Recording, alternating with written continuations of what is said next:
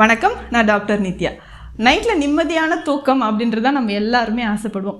இதுலேயும் யாராவது கொரட்டை விட்டுட்டு இருந்தோம் அப்படின்னும்பொழுது அவங்க கொரட்டை விடுறதுனால நம்மளோட தூக்கம் ஸ்பாயில் ஆகுது.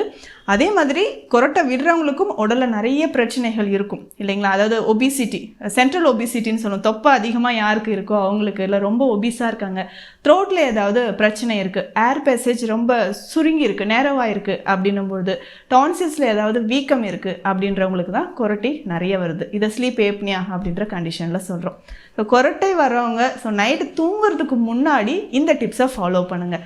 கொஞ்சம் பசும்பால் எடுத்துக்கோங்க, அதோட கொஞ்சம் ஈக்குவல் அமௌண்ட் தண்ணி சேர்த்துக்கணும்.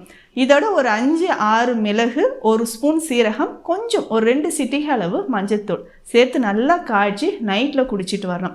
குடிச்சிட்டு ஒரு 10-15 நிமிடங்களுக்கு அப்புறம் நம்ம தூங்க போனோம் அப்படின்னா கொரட்டை விடுற பிரச்சனை நாளடைவில் குறைய ஆரம்பிக்கும். நன்றி. இது போன்ற ஆரோக்கிய தகவல்கள் உங்களை வந்தடைய நலம்பெற சேனலை சப்ஸ்கிரைப் பண்ணுங்க.